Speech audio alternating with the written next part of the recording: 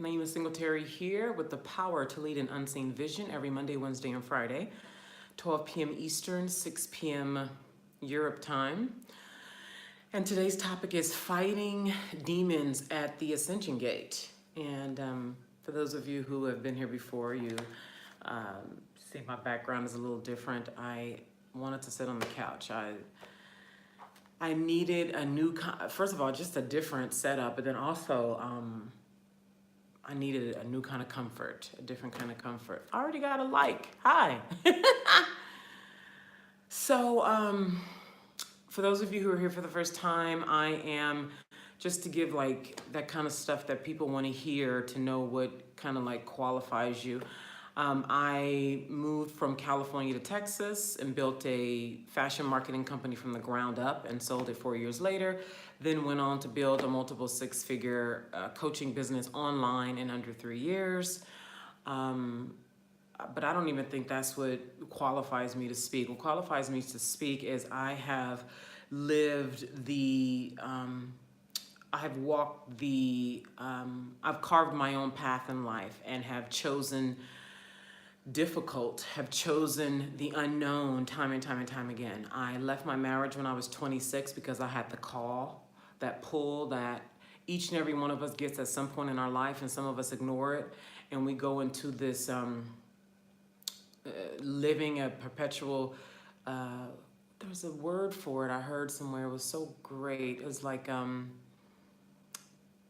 a perpetual suffering that has no end until it does.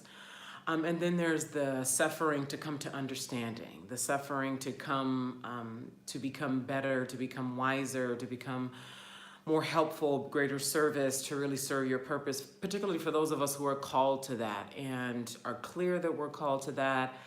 Many of us work in the transformation space. We are in marketing. We are in industries that are of service to people, even if it's a product, you know. Anyway, so today's topic is because I'm fighting my own demons, and I speak what I know, and I also speak what I'm currently navigating. And so I want to talk about what it is my experience has been like fighting demons, watching my clients fight demons, and how to do that successfully. How to fight demons successfully. And then something that was so obvious, and I got it last night, and so I'm really happy to share this. So I'm here in the mountains of Italy.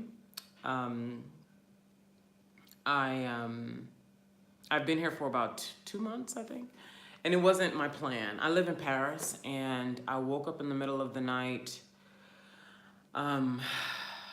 a couple before when I was in Paris, and just really had this compelling go to Italy. It was so this happens to me, like the degree to your relationship with spirits, you get communication and you listen or you don't. I mean, like, I'm not gonna get deep into that now because that's not the purpose of now. But anyway, so it was like, go to Paris. So I literally opened up the EasyJet app on my phone and bought a one-way ticket to Italy, here, where I am now. And at the same time, I went on to Airbnb because, like, where am I gonna, I bought a flight. So this is like 1:30 in the morning that I'm on the internet looking for this flight. I buy the flight to leave at 6:30 that morning. Just do this math, right? And I don't have anywhere to go when I get there, right?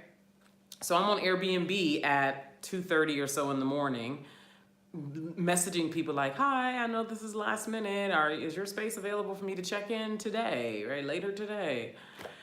And this woman messaged me back at freaking like 4:30 in the morning. I'm sitting at the airport. She messages me back like, yeah, you can come to my place and whatever, right? And I'm already like, oh God, thank you. Cause I'm just following this, you know, you gotta know who you are to really get what it is that I'm even talking about right now. So anyway, I have been here since then. That was like October 1st or 3rd or something like that. And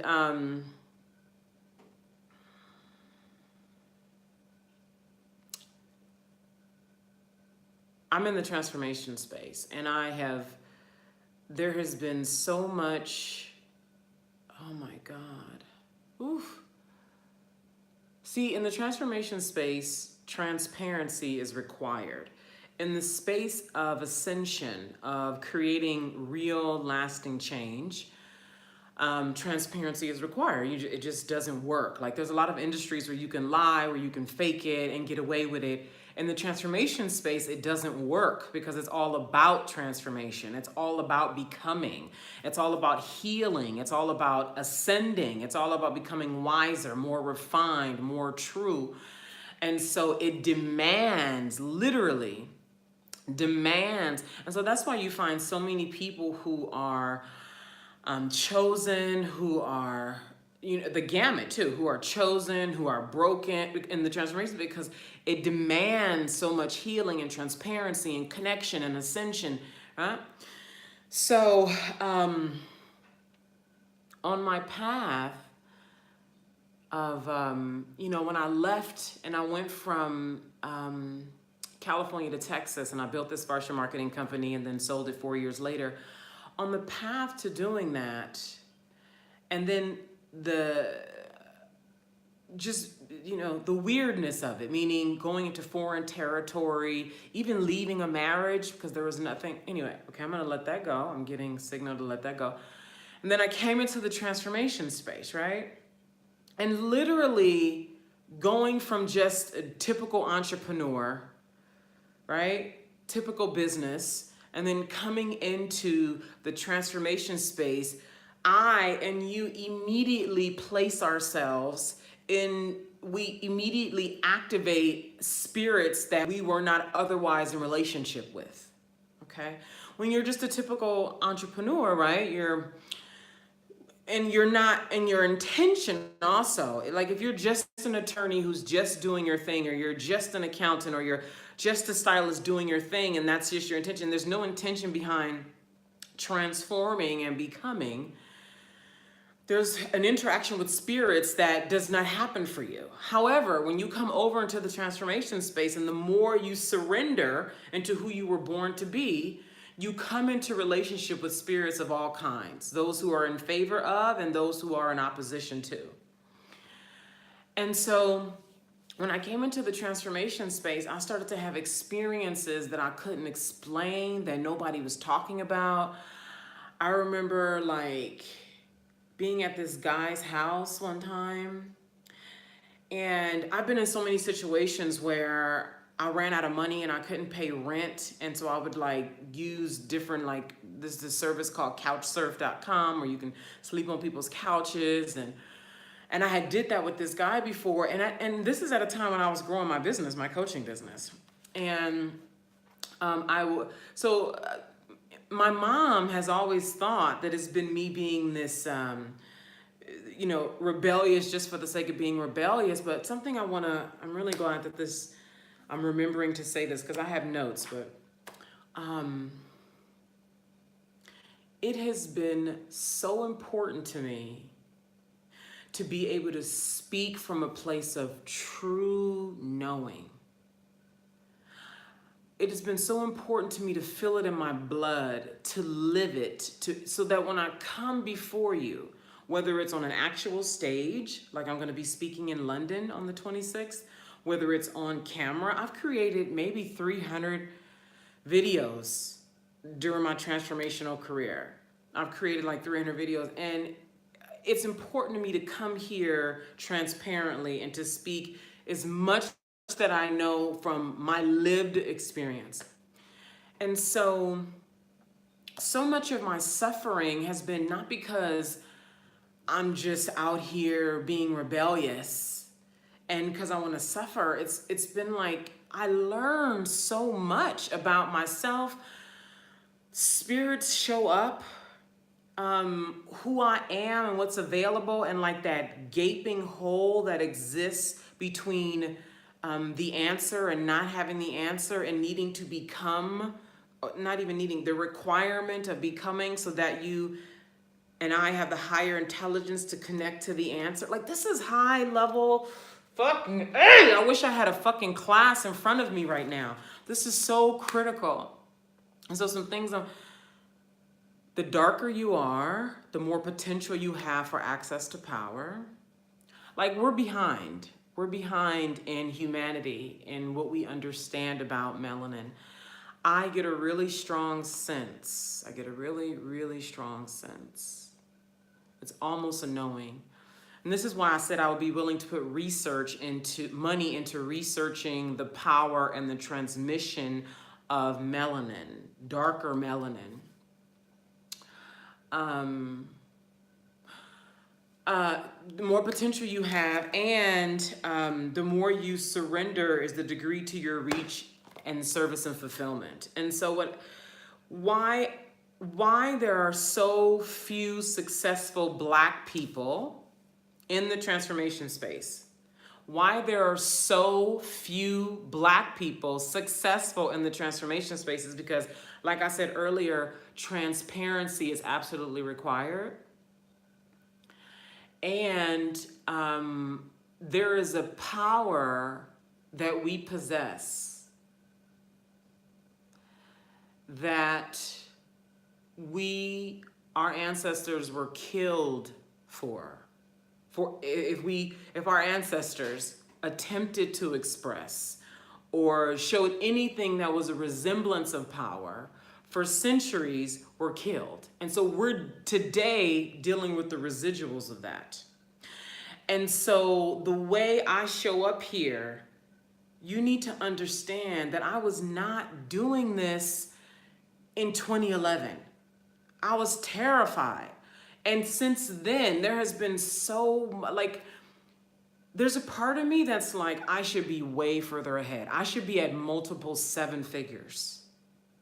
But see, one, I'm dark skinned. So that means I have access to a power that this world doesn't even respect. 1. 2, I'm so stubborn, I will only show up if I'm who the fuck I really am born to be. And so coming into that every single fucking day is such a fight. And so what happens is the demons that I fight are not even mine. They're not even mine. I am fighting the demons that my bloodline have either been unaware or unwilling to fight. And I'm not even talking about in the 1900s, like early 1900s, 1800s, 1700s. I'm talking about even in just the last 50 years. And when I look at my living family members, my grandma, my aunts, my dad, right? I am the black sheep in the family. I'm the weird one. I'm that one in the family. Maybe you can relate, right?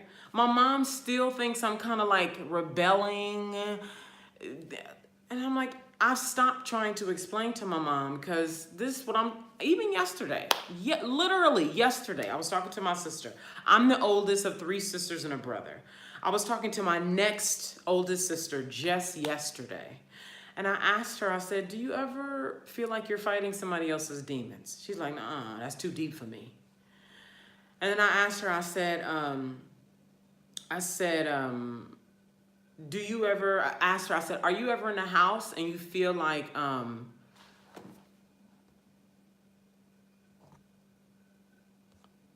oh shit, sorry, I'm trying to see these comments and cancel. Dang it, I can't go back and look. Oh, maybe I can look right here.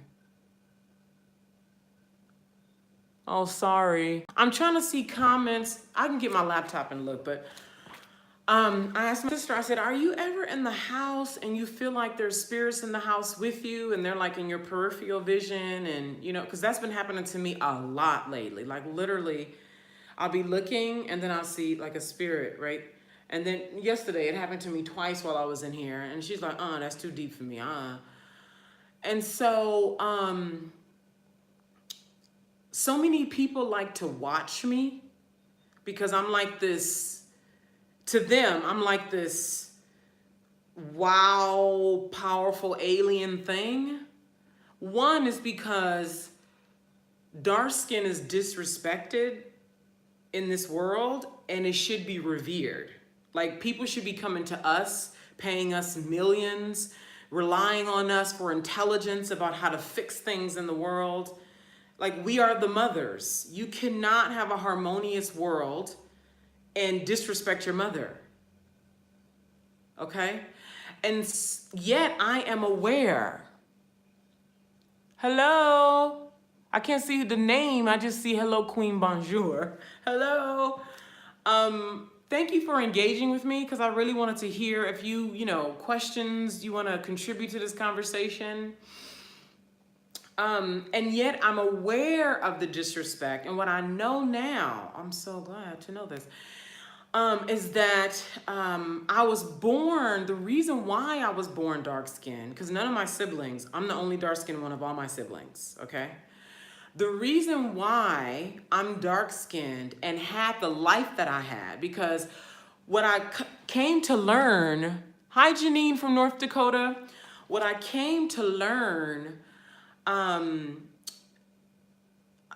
my life experience is that I never experienced a lot of the pain that I hear a lot of dark-skinned women experience. I actually experienced the opposite. I was praised as a child. I was revered as a child. I was celebrated. I was beautified. I was smart. I was treated this way. Yeah? And also, when I went to middle school, the girls, when you're different and you're born different, I've talked a lot about this being born different. Nobody can give it to you. Nobody can take it away. It's not something you can pretend or try. When you are like that, oftentimes these people are bullied in school because people can sense that there's something different about you. So the bullying for me started in 5th grade. Then it went into middle school. And I didn't even experience racism until I was 20. And when I did happen, I was just like, whoa, she got a problem. And I lived a very, we never talked about race in my house. I didn't get a lot of the conversations that I later learned happens in Black households, that like, you got to work twice as hard to be half as good. I mean, that is like a terrible conditioning. And I know it was common, but it's terrible. Just a lot of the like preparing you to be Black in the world. That was not my experience as a child. And I recognize now that happened there's so much that didn't happen that is so common in the Black community. And I even had a master ask me like something to the degree of, why didn't these things happen to you? And I said to him, I've asked myself the same thing. And what I know now is why that was not my reality. And I have this reality of such knowing of my significance is so that I can speak without the taintedness. The taintedness. Unfortunately, so many Black people are tainted. Gosh, this is why we're sick. And when I say we, I mean humanity. We're so fucking sick. You cannot disrespect your mother. You cannot disrespect... You hang your mother and you cut unborn children out of your mother and you think this world is going to be harmonious. The universe course corrects all the time. This is of a higher nature. We cannot, we want to eradicate climate change. We want to eradicate poverty and hunger. We want to eradicate division. We want to eradicate child trafficking. We want to eradicate all these things. And yet the very basic, fundamental, humane thing of honoring universal law, universal intelligence, that's influencing all of this. And so what I can speak about now publicly, because you guys, this fight is not new for me. I have been fighting this for years. And it's been what I know deep inside of me, and then carrying. And this makes me think about why 80% or more of African American women have fibroids. That's a whole other conversation. That is of a spiritual thing. You mean to tell me, and nobody knows the origination of fibroids? Nobody?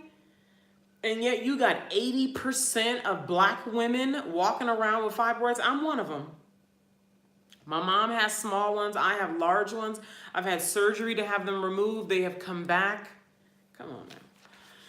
And so part of my stubbornness has been so I can absolutely know. I don't want to read it in a book. Let the book confirm what I know. I'm not going to go to a book. I'm not going to go to a shaman. If I go to a shaman, it's because I want that shaman to confirm what I know. And so our job, and this is for all women, okay? And I'm a black woman, obviously, so I can speak to the black experience, or being a black woman. That's what I can speak to, being a black woman. Our job then is to learn how to fight these demons, recognizing which are ours and which we've inherited. It's clear to me that the demons I'm fighting are not mine. And so one thing I want to mention, this is so important, you guys, this is so important. And maybe you already know this. It just really came into my awareness last night. So the spirits that were with me yesterday were benevolent spirits. I could feel that, like, I'm clear when there's demons around me, okay? And they only come around when I'm looking to ascend. Them bitches never come around when I'm just sort of like, whatever. They only come around when I'm ascending. So yeah, last night I was in here in the bedroom and the benevolent spirits were present and I can feel it. And I realized that I have spent so much time fighting demons that I have not cultivated relationships with benevolent spirits. That is like so obvious to me. And last night I was just like, oh my God. So I literally started talking to these benevolent spirits like, if you are here, and it wasn't even an if, because like in hindsight, I knew they were benevolent, which is why I started talking to them in this way.